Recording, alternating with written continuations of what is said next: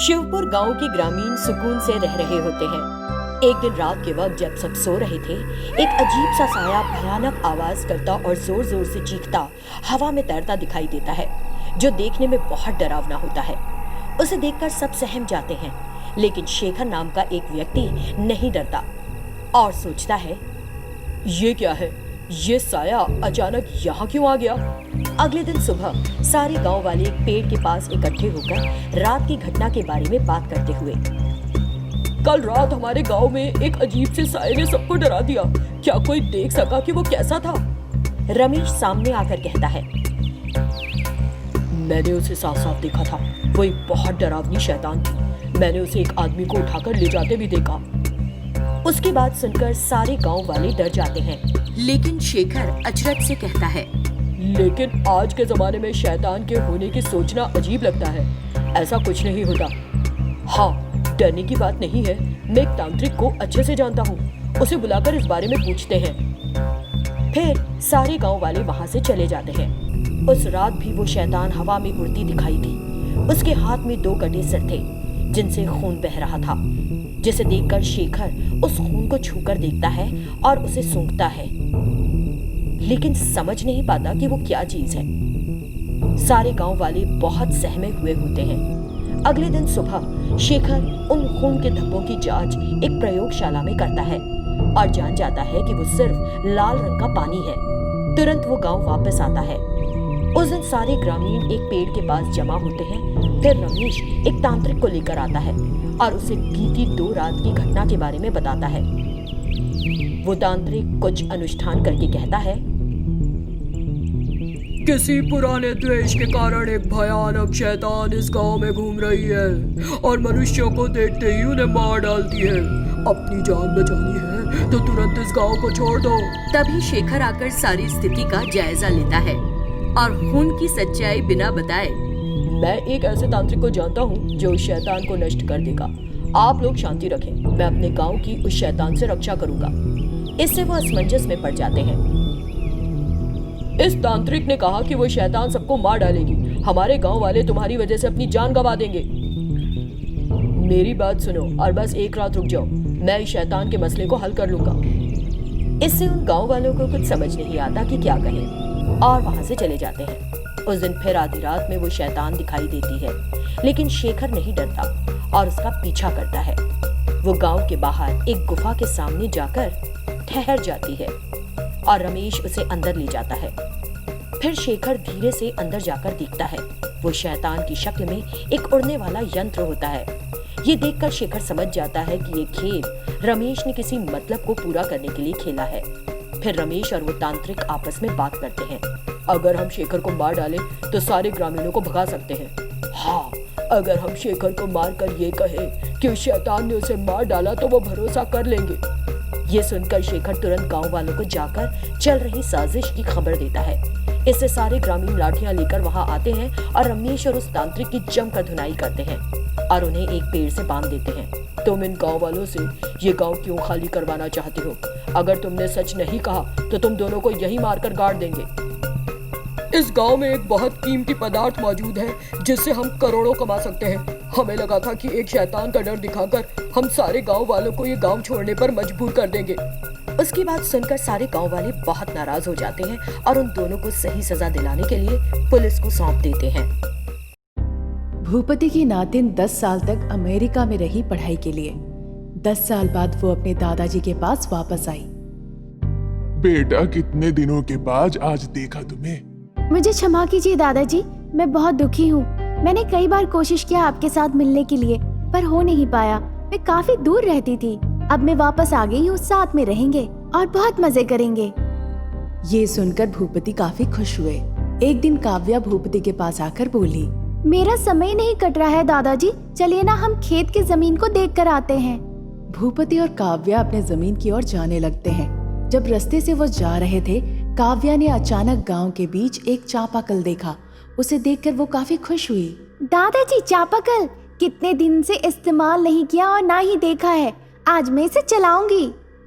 जैसे ही वो चापाकल की ओर बढ़ने लगी, भूपति ने उसके हाथ को कस के पकड़ा और रोक लिया।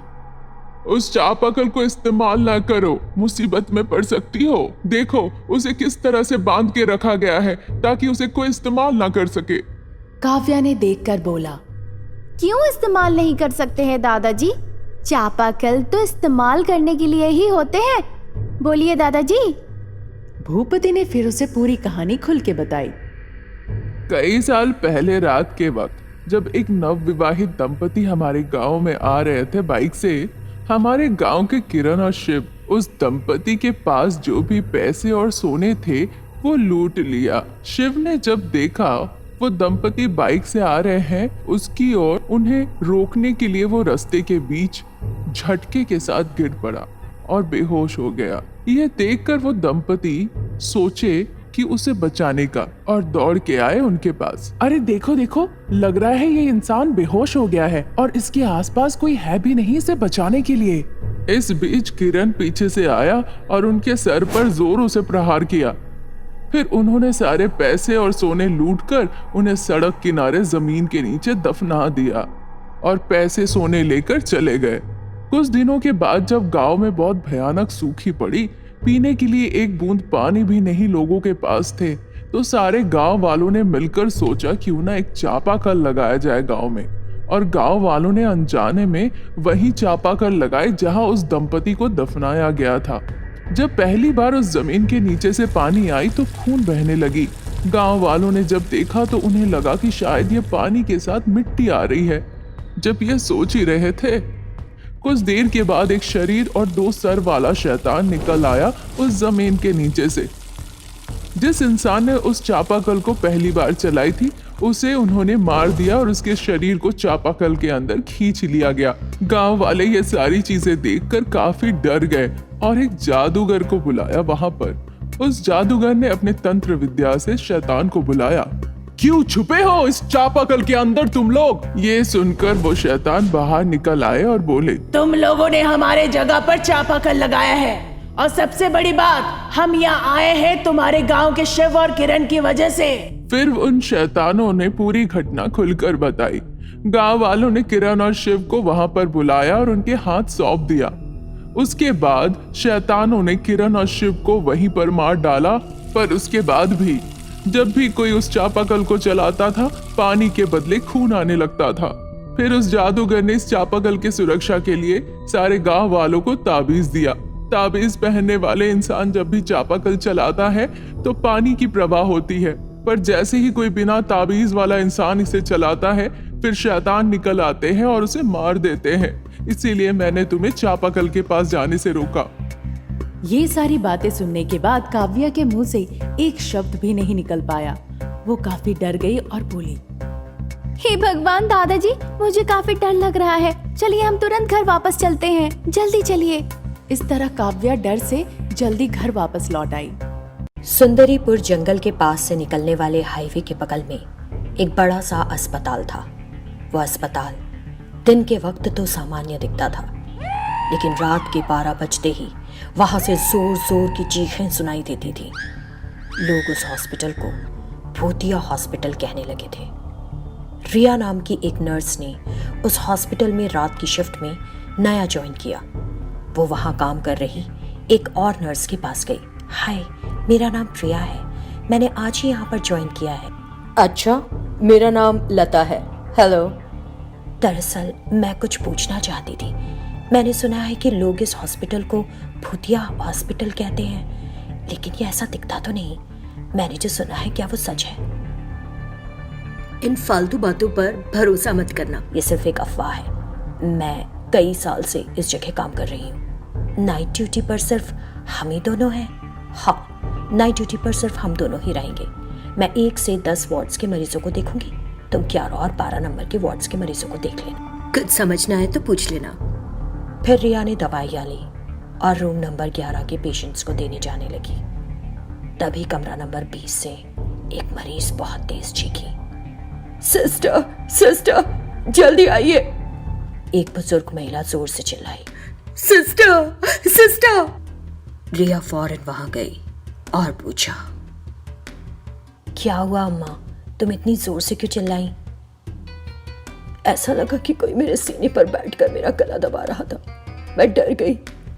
यहाँ कोई नहीं है, तुम्हारी उम्र हो चुकी है ना, हो सकता है कि कुछ सोच लिया हो। तुम लेट जाओ, मैं कुछ देर में आकर तुम्हें दवाइयाँ दूंगी। ऐसा कहकर वो रूम नंबर 12 में चली गई। जब वो उस कमरे के मरीजों को दवाइयाँ दे रही थी, उसने रूम नंबर 20 से किसी को जोर से चीखते सुना। रिया फौरन वहां गई। वो मरीज डरी हुई थी और टॉयलेट की तरफ देख रही थी। क्या हुआ अम्मा? इस कमरे में एक साया इधर उधर घूम रहा है, मैं बहुत डरी हुई हूँ, तुम यहीं सो जाओ आज रात।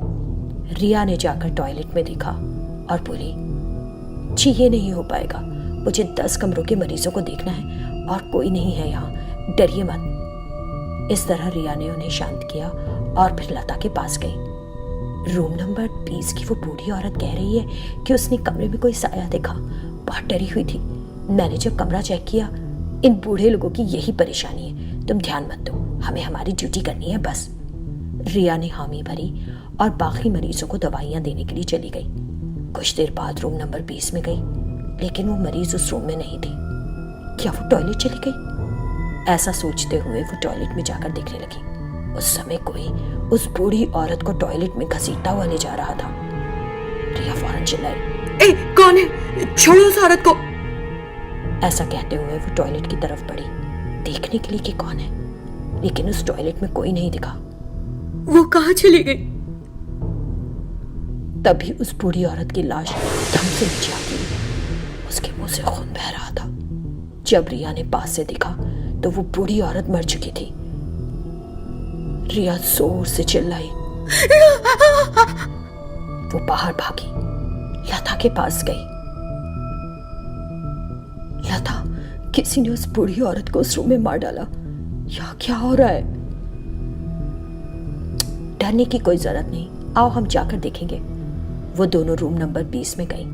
टॉयलेट में खून के धब्बे भी नहीं थे और ना ही वो बूढ़ी औरत। कहाँ है वो मरीज? अरे कहाँ गई वो बूढ़ी औरत? खून के धब्बे भी गायब। यहाँ जरूर कुछ हो रहा है, कुछ गड़बड़। चलो यहाँ से चले जाते। जब वो दोनों वहां से जाने लगी तो उन्हें टॉयलेट से फिर कुछ आवाजें सुनाई दी। आवाज वहां से आ रही है, लगता है वहां कोई भूत है। ये कहते हुए रिया वहां से जाने लगी। इस बीच लता ने उसका हाथ कसकर पकड़ लिया और बड़ी अजीब आवाज में बोली, बस 2 मिनट, फिर आराम ही आराम। रिया ने पलट कर लता की तरफ देखा। उसी पर लता एक भयानक शैतान में बदल गई। ये देखकर रिया के होश उड़ गए और चिल्लाती हुई वहां से भागने लगी। ये एक भूतिया अस्पताल है, मुझे यहाँ से किसी तरह भागना होगा। उसने पूरी कोशिश की वहां से भागने की। अचानक कुछ और शैतान कमरों से निकलकर उसके सामने खड़े हो गए और लता उसके पीछे से आ गई। सबने घेर कर उसे मार डाला। यह अफवाह नहीं, सच है। वो एक भूतिया हॉस्पिटल है।